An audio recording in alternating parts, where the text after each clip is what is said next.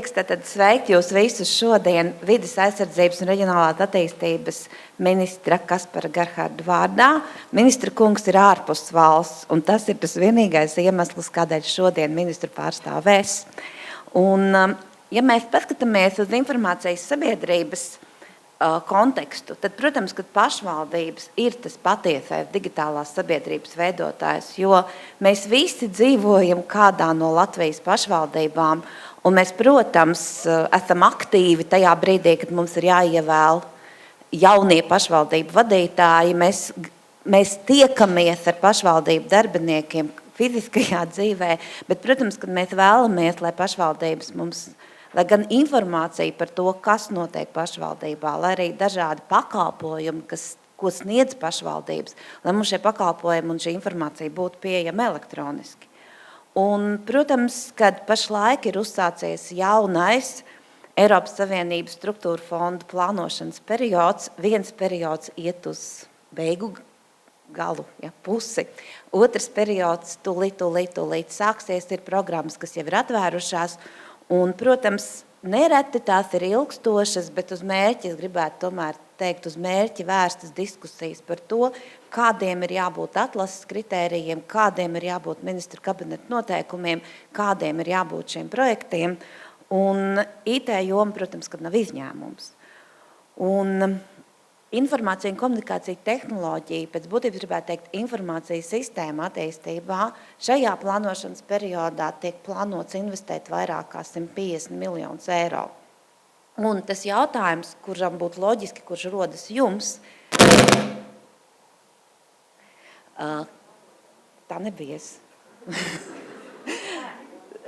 tas jautājums, kas rodas loģiski jums, ir tas, kad ko un kā no šīm investīcijām e-pārvaldes attīstībā gūs pašvaldības un kādi tie ieguvumi jums būs un kā jūs varēsiet iesaistīties.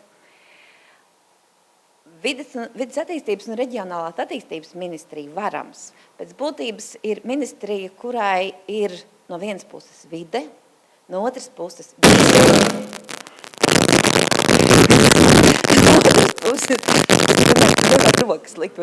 no otras puses ir visas, bet tas ir tā, lai būtu interesantāk vienkārši. Bet tas ir no šitā domā? Nē, es iedošu šito mikrofonu. Paņemam no šito labāko. Paņemam viņu projām labāk. Man vienmēr ar tehniku ir problēmas. Absolūti vienmēr. Ja. Un tātad, pie kā es paliku, tad ministrija no vienas puses viņa atbild par vides aizsardzību. No otras puses tās ir visas pašvaldības, ja, par kurām ministrijā ir jātur rūpe. Un tas, kas nav ielikts nosaukumā, ministrijas nosaukumā, bet kas arī ir ļoti svarīgi, tad tā ir informācijas sabiedrības un e-pārvaldes attīstība, kas ir ministrijas kompetence.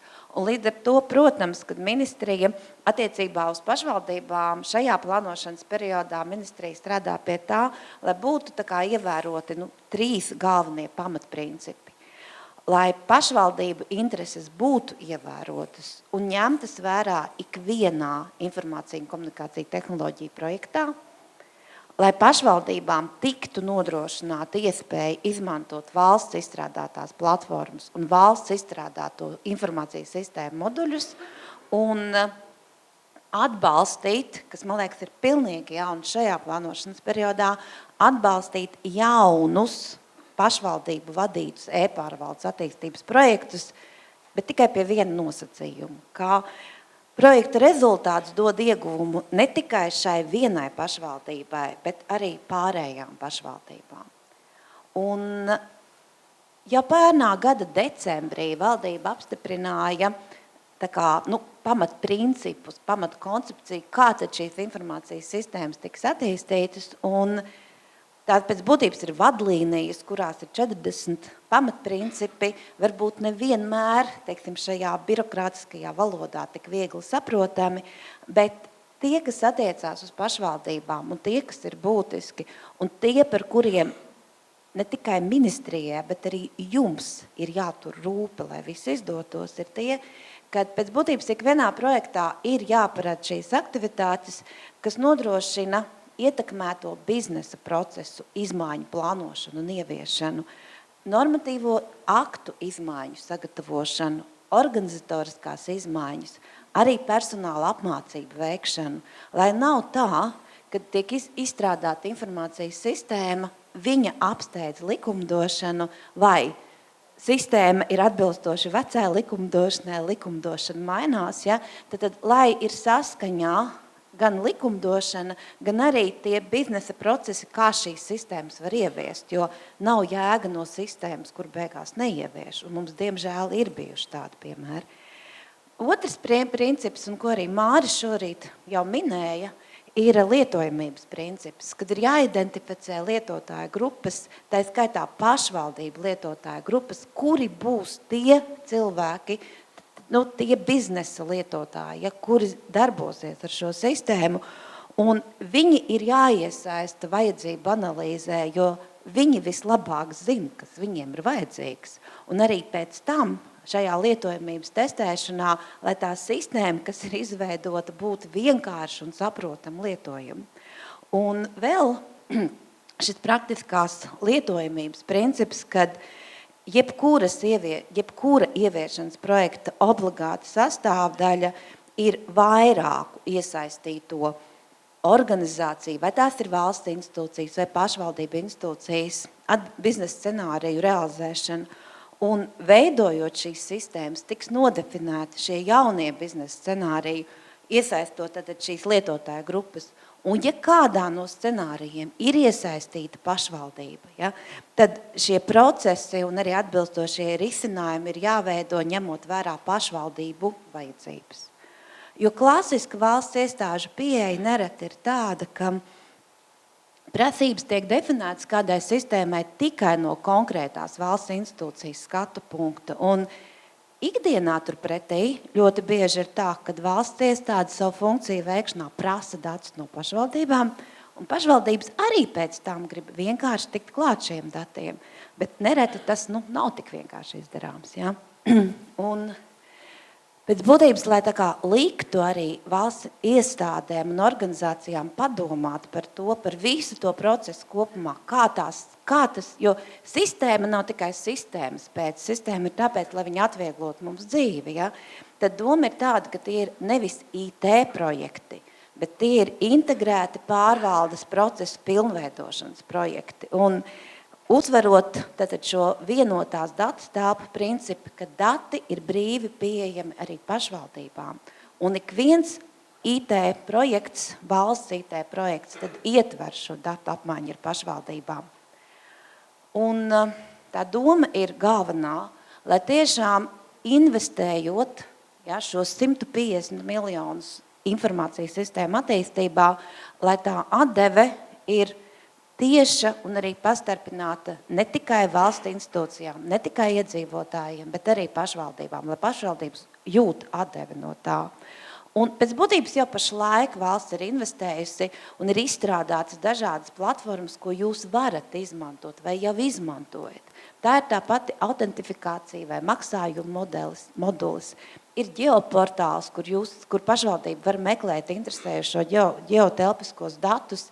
Ir mašīnu tulkotājs, kas ir stākotnēji izstrādāts, portālam Latvija LV, bet kuru var izmantot arī citos portālos, pašvaldību portālos, pašvaldību mājaslapās, vajag tikai paprasīt un vajag tikai bišķi gribēt. Ja?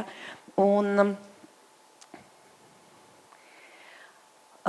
nākamajā periodā tiks attīstīti daudzi projekti. Būs e-adreses projekts, e-konta koncepcija, daudz citas lietas. Un ministrija būs tiešām priecīga, un es zinu, ka šī sadarbība jau ir bijusi, ja mēs būsim priecīgi par to, ka pašvaldības aktīvi iesaistīsies tad šo projektu definēšanā, prasību definēšanā, ideju definēšanā, jo neviens labāk par jums pašiem nezina, kas jums ir nepieciešams, un jo mēs būsim aktīvāki un gatavāki iesaistīties šajos projektos, jo jēga no tā visa būs lielāka.